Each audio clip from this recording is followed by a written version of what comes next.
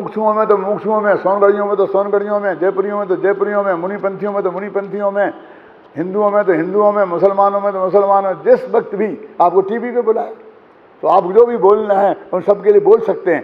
ऐसी ऐसी क्षमता पैदा करो। उन्होंने कहा, मैं भी कहता हूँ, क्यों, क्या है आपके पास ज्ञान का भंडार है, आप कितने उत्कृष्ट कोटि के विद्वान हैं। मैं देख देख के कभी नहीं, जब मुझे ऐसा लगता है कि ये बातें मुझे भी नहीं आती हैं, इनको आती हैं।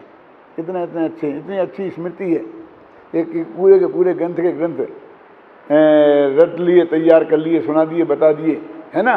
क्या नहीं कर सकते हैं ये, तो ये कला नहीं, ये भी कर सकते हैं। मेरे कहने का अर्थ ये है कि भाई इसमें लगाने वाले बहुत हैं। कोई मुकदमा लड़ना हो तो वकील बहुत मिलते हैं, इलाज करना हो तो डॉक्टर बहुत मिलते हैं, सेवा करना हो तो उसके लिए भी बहुत मिलते हैं। तो लेकिन तुम जो ज्ञान की बात है, इसके लिए तुम ही हो, तुम अकेले हो, समझे। ये जो पढ़ने के काम में करने के लिए तुम अकेले हो, तुम्हारी जगह दूसरा नहीं मिलता है। और सब बाजार में बिकते हैं, बाजार से मिलते हैं। क्या है, वकील खरीद लो, डॉक्टर खरीद लो, सब खरीद लो, इंजीनियर खरीद लो, बिल्डिंग वो बनाएगा ना बढ़िया से बढ़िया है? मैं एक बात कह के ख़त्म करता हूँ कि बाबू भाई के यहाँ पंचकल्याणक था, है ना, कौन, बाबू भाई के गांव में। तो उन्होंने सारे नेताओं को इकट्ठा किया था, तो साहू जी भी आए थे। और भाग्य की बात यह है कि साहू जी और मेरे को बाबू भाई ने अपने घर में, जो उनका नया घर था उसमें ठहराया था। बगल बगल के कमरे में हम ठहरे थे, मैं और साहू शांति प्रसाद जी। उन्हें दो बातें मेरे से कही। एक देखा कि साहब आप जैसा पंडित हमको कोई एक दिलाओ। हमने अपनी किताबों की उन्हें बहुत प्रशंसा लिखी थी उस वक्त, आपको मालूम छपी है उसमें। और दूसरी ये बात कही थी कि भगवान महावीर का निर्माण वर्ष चल रहा है, तो इस निर्माण वर्ष में इसके लिए पैसे की ज़रूरत है, तो आप लोगों के विद्वानों को कुछ पैसे का इंतजाम जगह जगह से कराना चाहिए। साहू जी ने मेरे से। तो पहली बात का तो मैंने कोई जवाब नहीं दिया, और दूसरी बात का मैं साहू जी एक बात कहूँ कि आपको एक क्षण ऐसा विकल्प आ जाए कि 1 करोड़ रुपए की ज़रूरत है बहुत, तो आप एक क्षण में एक पेन लेके और चेक लिख के 1 करोड़ रुपए दे सकते हैं। एक क्षण आपका, एक मिनट भी खर्च नहीं होगा। और पंडित हुकुमचंद 1 करोड़ रुपया करने के लिए निकलेगा तो सारी जिंदगी इसकी निकल जाएगी, फिर भी 1 करोड़ कर पाएगा कि नहीं कर पाएगा, और ये पंडित से भिखारी बन जाएगा। ये मैं कहा साहू जी को, मैं एक साथ की गद्दी पे बैठ के कह रहा हूँ, टीवी फिल्म बन रही उस पर कह रहा हूँ मैं, समझे ना। मैंने उनसे कहा कि जिंदगी इसकी निकल जाएगी और फिर 1 करोड़ इकट्ठा नहीं कर पाएगा। और जो काम आप मेरे से कराना चाहते हैं, उस काम को करने वाले हजारों लाइन लगा के मिलेंगे, लेकिन जो काम मैं कर रहा हूं उस काम को करने वाले को हिंदुस्तान में आपको ढूंढने में नहीं मिलेंगे। आप मेरा मनुष्य बर्बाद क्यों करना चाहते हैं? सच बोलते, उन्होंने इतने गंभीर हो गए और उन्होंने कहा कि नहीं, मैं पंडित जी आपसे निवेदन करता हूं, आप तो अपना ही काम कीजिए, ये काम हम कर लेंगे, करेंगे, बढ़िया करेंगे, हम करेंगे, हम करेंगे, आपको करने की जरूरत नहीं है। ये सही, मैं आप लोगों से ये कहना चाहता हूं, ये काम आप लोगों को करने की बिल्कुल ज़रूरत नहीं है। करने वाले बहुत हैं, बहुत आएगा। आप जो काम कर सकते हैं वो कोई नहीं कर सकता। इस गाथा की टीका को और गाथाओं को भी आप बारीकी से पढ़ेंगे तो इसमें 3 तरह के कथन आते हैं एक ही गाथा में। एक ये आया कि जब इस आत्मा ने ये जाना कि ये स्त्री पुत्रादि शरीरादि रागादि भाव मैं नहीं हूँ, मेरे नहीं हैं, तो शीघ्र ही अचिरात वो उनको छोड़ देता है। एक वाक्य तो ये आया। दूसरा वाक्य आया कि तत्काल छोड़ देता, उसी समय छोड़ देता है। और तीसरा आया कि वो समझ में आया कि नहीं, उसके पहले ही छोड़ देता है। पहले ना आप, मैं निकाल के भी पढ़ के सुना सकता हूँ आपको, और फिर मैंने जो इसकी बाद में अपनी कमेंट्री लिखी है उसमें सब इसके बारे में दिया है कि क्या कहना चाहते हैं, उसका निष्कर्ष निकाल करके दिया है। मैं अभी पढ़ के आपको बताऊंगा तीन बात कहते हैं, तो पहले छोड़ देता है कि उसी वक्त छोड़ देता है कि बाद में छोड़ता है? और चौथी बात क्या लिखी रमेश? कि छोड़ता फोड़ता है ही नहीं, छोड़ने की बात तो नाम मात्र है। अब क्या करे वो?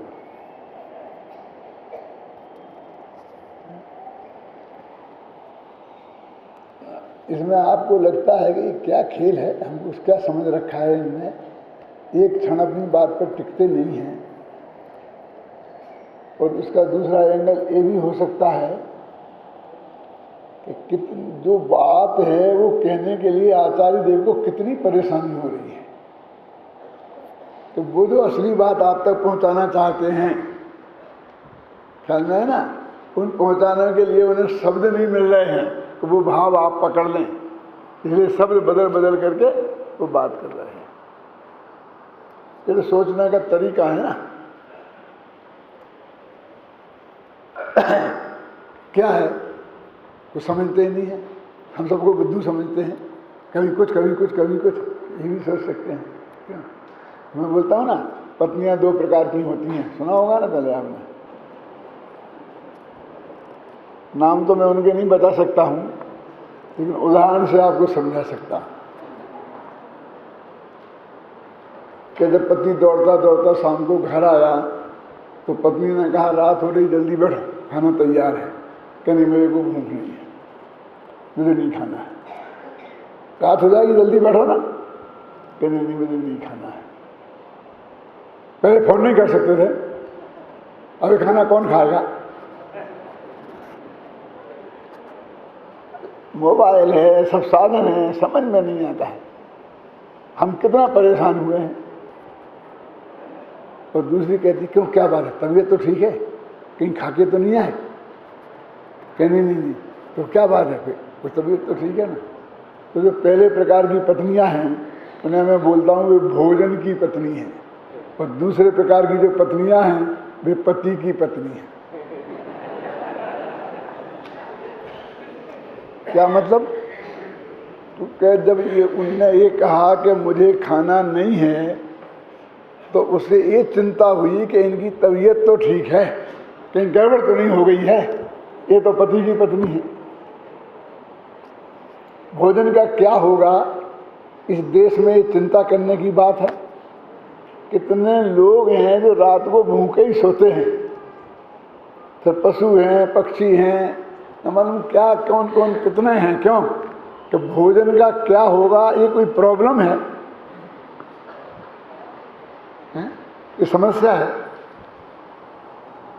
लेकिन उनको, जिसको भोजन का क्या होगा ये चिंता होती है, तो वो वास्तव में उसे पति की चिंता नहीं है। खाएं तो ठीक, नहीं खाएं तो ठीक, क्या फर्क पड़ता है? एक दिन नहीं खाएंगे तो अकल ठिकाने आ जाएगी, दूसरे दिन तो अपने आप खाएंगे। क्यों? पत्नियों की अकल ठिकाने लगाने का काम पत्नियों का ही है, और तो कोई लगा नहीं सकता है। क्यों? मेरे कहने का तुम्हारा विकल्प जाल किधर को जा रहा है? आचार्य देव अपना शुद्धोपयोग छोड़कर अत्यंत करुणा करके तुमको ये बात समझाने की कोशिश कर रहे हैं, और तुम तक वो बात पहुंच नहीं रही है, इसलिए वे शब्द बदल बदल करके और तुम्हें समझा रहे हैं। उन्होंने कहा कि तो जल्दी छोड़ देता है। पहला अर्थ कर रहा हूँ, समझना लालचंद जी साहब। हाँ, तो जल्दी ही है ना, ये 1,00,000 2 लाख वर्ष में छोड़ देना तो जल्दी ही है ना, क्योंकि अनंत काल के में 1,00,000 2 लाख वर्ष क्या होते हैं? 33 सागर में भी छोड़ दे तो जल्दी ही है। क्यों? अब सर्वार सिद्धि में जाके फंस गए। क्यों? अब 33 सागर तो नहीं छोड़ सकते हैं, तो जल्दी का क्या अर्थ है?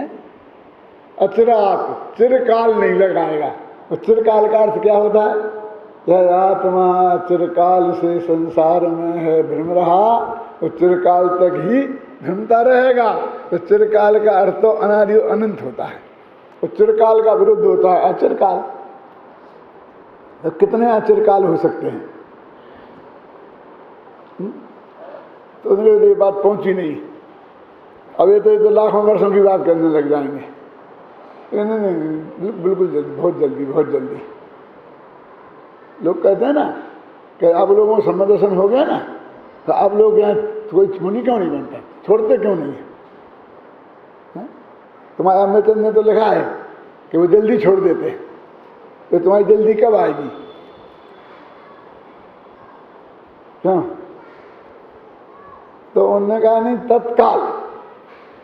तत्काल माने होता है उसी समय, सेकंड समय नहीं होता ना, उसी समय छोड़ देते हैं। माने काल भेद नहीं है। फिर भी जो तत्काल में भी, हाँ तत्काल माने ठीक है, 2-4 दिन तो चलता है। हमारा तत्काल भी लंबा हो गया, तभी वो एक ही समय का था। हो गया कि नहीं हो गया? आपका फोन आया और हम तत्काल चले आए। अरे भाई उसके बाद जब गाड़ी मिली होगी, फिर मिला होगा, अभी 24 घंटे तो लगे ही गए ना। क्यों? तो उसी को तत्काल कहते कि नहीं कहते हैं? तो उन्होंने कहा इनकी समझ में नहीं आ रहा। तो उन्होंने कहा कि दृष्टि पुरानी ना पड़े, दृष्टांत की दृष्टि जब तक पुरानी ना पड़े उसके पहले ही छोड़ देता है। ये जयचंद जी छाबड़ा ने भी यही अर्थ किया है, देख लेना, मैंने भी यही अर्थ किया है। क्या? जब तक दृष्टि पुरानी ना पड़े, ख्याल में ना, और उसके पहले ही भगवान आत्मा छोड़ देता है। अब पहले छोड़ता है कि बाद में छोड़ता है कि उसी समय छोड़ता है कि 1000 वर्ष बाद छोड़ता है, अब एक नक्की तो करो कि क्या है। लेकिन इसमें देखिए उनके शब्द देखिए, आचार्य के, आचार्य अमृतचंद के शब्द देखो। जिस प्रकार कोई पुरुष धोबी के घर से भ्रमवश दूसरे का वस्त्र लाकर उसे अपना समझकर ओढ़कर सो रहा है और अपने आप ही अज्ञानी हो रहा है, किंतु जब दूसरा व्यक्ति उस वस्त्र का छोर पकड़कर खींचता है और नंगा कर कहता है कि तू शीघ्र जाग, सावधान हो, यह मेरा वस्त्र बदले में आ गया है, अतः मुझे दे दे, तब बारंबार कहे गए इस वाक्य को सुनता हुआ उस वस्त्र की सर्व चिन्हों से भली भांति परीक्षा करके अवश्य यह वस्त्र दूसरे का ही है ऐसा जानकर ज्ञानी होता हुआ उस वस्त्र को शीघ्र ही त्याग देता है। इस संस्कृत में उन्होंने भाषा बनाई, अक्षर अक्षर अनुवाद है इसमें, है ना। वस्त्र का छोड़ पकड़कर एकदम खींचता है, ख्याल में ना। ये क्या कहना चाहते हैं इसमें? एक एक वाक्य में वो अपनी एक कुछ बात कहना चाहते हैं। स्वयं ही अज्ञानी हो रहा है, अब वो वस्त्र ओढ़ने वाला कौन सा अज्ञानी हो रहा है? मिथ्या दृष्टि हो रहा है। कोई सम्यक दृष्टि भी तो ऐसा कर सकता है ना। तो वहाँ पर जो अज्ञानी लेना, वो वस्त्र दूसरे का था व्यवहार में से, वो सब निमित्त होगा और उससे कुछ नहीं हो रहा है, वो स्वयं ही अज्ञानी हो रहा है, क्योंकि उस वस्त्र को उसने स्वयं ही अपना मान रखा है और दूसरे का था। तो उसमें कोई कर्म का उदय नहीं होगा, होगा होना होता रहेगा, हमें क्या लेना देना कर्म के उदय से। गुरुदेव एक बात कहते थे, तो आपने उनका उत्तर सुनो, यदि नहीं होता है तो फिर लिखा ही क्यों है कि उस कर्म के उदय से होता है। ये प्रश्न उनके सामने आता था तो मैं पूछ लूँ कि उनका क्या उत्तर रहता था। इसमें भूतपूर्व और भूतपूर्व सब फेल हो जाएंगे।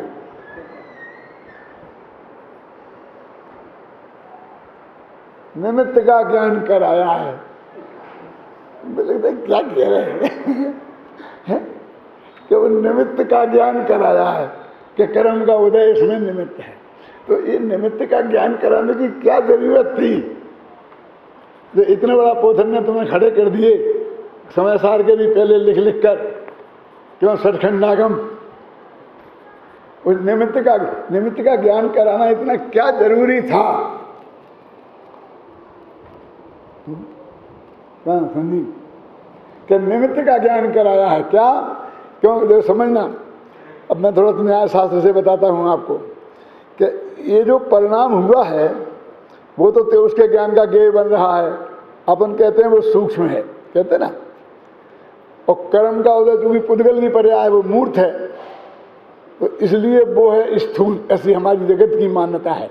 आचार्य कहते हैं ऐसा नहीं है, ये राग भाव स्थूल है और वो कर्म का उदय सूक्ष्म है, क्योंकि हमारे ज्ञान का गेय बन रहा है और कर्म का उदय हमारे ज्ञान का गेय नहीं बन रहा है। ये हमारे प्रत्यक्ष ज्ञान का गेय बन रहा है, ये हमारे अनुभूति का विषय बन रहा है, और उसके सत्ता हमने अनुमान से जानी है। निमित्त का ज्ञान, निमित्त है वो, हमें नहीं दिखता वो कर्म फरम। और अनुमान भी, घबराना नहीं जरा, आगमाश्रित है। अभी थोड़ी समझते हैं, न्याय की भाषा समझते हैं, उन्हें तो हमारे पर समझने वाले 500 में बहुत हैं। ये भूतपूर्व अभूतपूर्व सब आ गए, नियम मौजूद हैं। क्यों?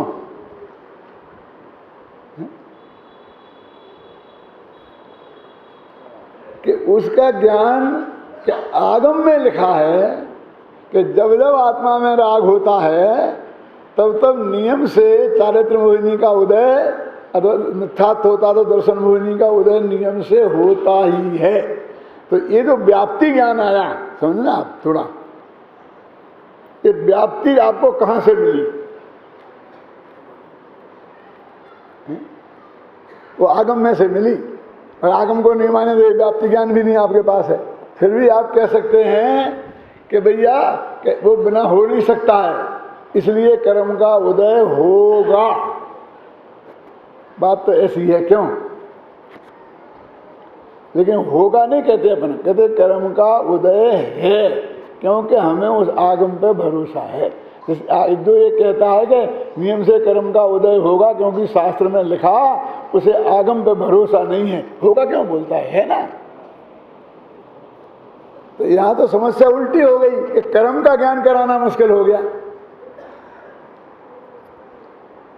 और जो अंदर में अज्ञान है, राग है, एकत्व बुद्धि है, कर्तृत्व बुद्धि है पर में, वो तो साफ झलक के आ रही सामने, हमारे और तुम्हारे भी। कि जो मैं आगे बोलता मैंने ऐसा किया, मैंने ऐसा किया, हूँ करूँ, ये अज्ञानता, तो ये तो 100 और पर दोनों के ज्ञान में आ रही है। तो स्थूल कौन हुई? जो सहज भाव से ज्ञान में आ रही हो उसे स्थूल बोलते हैं। तो वो कोई कर्म है जिसका उदय गारंटी से होगा इस समय। ये हमने काय से जाना? अनुमान से। उसका हेतु क्या है? आगमाश्रित। वेस्टर्न फिलॉसफी में पढ़ी कुल तुम लोगों ने? कोई ने नहीं पढ़ी। उसमें ये तर्कशास्त्र जो है ना, उसमें आगमन और निगमन होते हैं। नाम सुने कभी पंडिकांत? कि वहां एक बहुत बड़ी समस्या है वेस्टर्न में। वो कहते हैं व्याप्ति ज्ञान कहां से आएगा, क्योंकि व्याप्ति ज्ञान के बिना अनुमान नहीं हो सकता है। क्या व्याप्ति ज्ञान किसे कहते हैं? जहां जहां धुआं होता है वहां वहां अग्नि होती है, जहां जहां ज्ञान होता है वहां वहां आत्मा होता है। ये जो नियम है इनको बोलते हैं व्याप्ति ज्ञान। तो हम अनुमान करते हैं तो इन नियमों के आधार पर करते हैं। तो हमारे पास तो व्याप्ति ज्ञान का बहुत बड़ा भंडार आगम है, ख्याल में है ना? तो हमारा व्याप्ति ज्ञान तो बहुत बड़ा वहां से आ जाता है और अपना अनुमान धड़ाधड़ चलने लगते हैं। अबे जी, अब वो वेस्टर्न फिलॉसफी वाले कहते हैं कि कहां से आएगा वो नियम, कहां से आएगा? जहां जहां धुआं होता है वहां वहां अग्नि होती है। ये नियम कैसे बना? अनुमान करें कैसे? ख्याल नहीं ना। तो अब जरा मैं थोड़ा सा उसको बढ़ाता हूँ कि गाय को अनुमान करना है कि इस पर्वत पर अग्नि है, तो बेचारी गाय क्या करे, क्योंकि उसने तुम्हारा गोमट सार पढ़ा नहीं है। कौन से क्रम का उदय होता है तो राग होता है, क्यों जहाँ जहाँ धुआं होता है वहाँ वहाँ अग्नि होती है। तो उसका वो आगमन माने व्याप्ति ज्ञान कहाँ से आता है। तो वो कहते हैं एक जगह देखा, 2 दफे देखा, 4 दफे देखा, 6 दफे देखा, तो फिर धीरे धीरे वो बना देगा कि ये इसके होने पर ये होता है, इसके होने पर ये होता है, इसके होने पर ये होता है। वो ऐसे उनके व्याप्ति ज्ञान इकट्ठे होते हैं। अब वो कहते हैं जब ऐसे जो व्याप्ति ज्ञान इकट्ठे होते हैं दादा, तो वो ऐसा भी तो हो सकता है ना कि यहाँ एक जयपुर में है, यहाँ से 25 किलोमीटर दूर एक आदमी स्कूल में मास्टर है, एक विद्यार्थी, और एक इस 25 किलोमीटर दूर इधर मास्टर है, समझना। और दोनों को संडे की छुट्टी होती है और दोनों की एक सी आवश्यकताएं हैं। दोनों को बच्चों के लिए कापियाँ खरीद के ले जाना है, जो भी पुस्तकें ले जानी हैं। दोनों का लगभग समय एक सा लगता है। तो दोनों आते हैं, बस स्टैंड पे उतरते हैं, भाग्य से साथ साथ हो जाते हैं और एक बुक सेलर की दुकान पे पहुंचते हैं। क्यों? तो अब ये 10 दफे वो बुक सेलर देख लेगा, ये दोनों हमेशा साथ साथ आते हैं, तो वो व्याप्ति ज्ञान बना लेगा कि ये आया है तो वो अवश्य आएगा, वो सही है। उससे उसका दोनों एक गांव में रहते होंगे, भाई होंगे, एक गांव से आते होंगे, वो कुछ भी निर्णय कर सकता है ना। माने 2 चीजों का एक साथ होना जिनमें कोई परस्पर संबंध नहीं हो, उनमें भी हो सकता है। तो वहां इस पर बहुत बहस हुई है, आगमन और निगमन, आगमन और निगमन। निगमन जो व्याप्ति ज्ञान बन गए और उनसे निर्णय करना, उसका नाम है निगमन, और नए व्याप्ति ज्ञान बनाना, उसका नाम है आगमन। डिडक्टिव इनडिडक्टिव, ऐसे उनका अंग्रेजी में बोलते हैं उन्हें, है ना। ये बोलते हैं एक एजेंसी, डिडक्टिव एजेंसी है। डिडक्टिव एजेंसी माने क्या कि जो चोरों की खोज करती रहती है, इनकी खोज करती रहती है, तो वो डिडक्टिव है। माने वो आगमन माने वो खोज ही व्याप्ति ज्ञानों की खोज करती रहती है, और जिसके व्याप्ति ज्ञान जितना अधिक मजबूत और विश्वसनीय हो जाएगा, उसका अनुमान उतना अधिक मजबूत हो जाएगा। अब ये देखना, अब अपन कहते हैं हमारा जो वो अनुमान ज्ञान है, 10 मिनट माफ कर देना भाई साहब, जो हमारा वो अनुमान ज्ञान है वो आगमाश्रित है। तो आगमाश्रित होना ये मजबूती है कि कमजोरी? बोलो रतन चंद चौधरी, ये क्या है? हमें बहुत बड़ा भंडार तो मिल गया है, ख्याल नहीं ना। लेकिन ये जैनेतरों के लिए क्या है, वो मना कर देगा, खत्म। जो बीतरागी होता है वो सर्वज्ञ, जो सर्वज्ञ होता है वो बीतरागी होता ही है। तो तुमने तो शास्त्र में पढ़ के मान लिया, वो कहेगा ऐसा है ही नहीं। हमारे भगवान सर्वज्ञ हैं और वे कहाँ बीतरागी हैं। वो दुष्टों को डंडा मार मार के भगाते हैं और सज्जनों की रक्षा करते हैं और भक्तों के लिए दौड़े दौड़े चले जाते हैं और करुणा के सागर हैं। वो नहीं माने, उसके लिए क्या करोगे तुम? ये तुम्हारा व्याप्ति ज्ञान फैल हो जाएगा।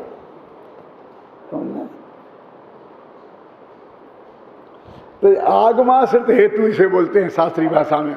तो आगमाश्रित हेतु वाद विवाद के लिए सबसे कमजोर चीज है, समझे ना। बीजगूष कथा के लिए सबसे कमजोर चीज है और बीतराग कथा के लिए सबसे मजबूत। बीतराग कथा और बीजगूष कथा में अंतर समझते हैं क्या है? जो वादी प्रतिवादी को जीतने के लिए की जाती है विरोधी से, उसको बोलते हैं बीजगूष कथा, जीतने की इच्छा से की गई कथा। और बीतराग कथा उसे बोलते हैं जो तत्व की चर्चा हम आपस में करते हैं, गुरु शिष्य को समझाने के लिए करता है, एक दूसरे को समझाने के लिए करता है, उसे बोलते हैं बीतराग कथा। तो अपनी ये बीतराग कथा चल रही है, किसी को जीतना हराना नहीं है, ख्याल में आई ना। तो कहते बीजगूष कथा के लिए वो बिल्कुल बेकार है। जितने आगमाश्रित हेतु हैं वो सब एक तरफ रख दो। वो कहेगा, तुम कहोगे हमारे शास्त्र में ऐसा लिखा है ना, वो कहेगा हमारे शास्त्र में ऐसा लिखा। क्या करोगे आप? तुम्हारा आगम प्रमाण है तो हमारा आगम प्रमाण क्यों नहीं?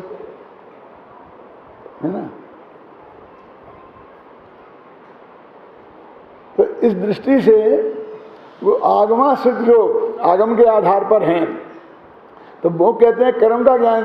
अभी मूल मुद्दा क्या चल रहा था? गुरुदेव ये कहते हैं कि निमित्त का ज्ञान कराया है। अब ये निमित्त के ज्ञान गुरुदेव इतना समझते हो जितने मैं समझा रहा। अरे सब समझते थे गुरुदेव, आप समझते होते तो आपको पता चलता था कि गुरुदेव समझते हैं कि नहीं।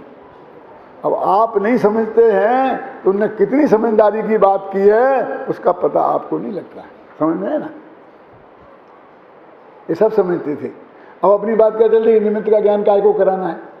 हमें निमित्त तो हमारा कुछ करता ही नहीं है। हाँ, बिल्कुल नहीं करता है, तो ज्ञान काय को कराना फिर?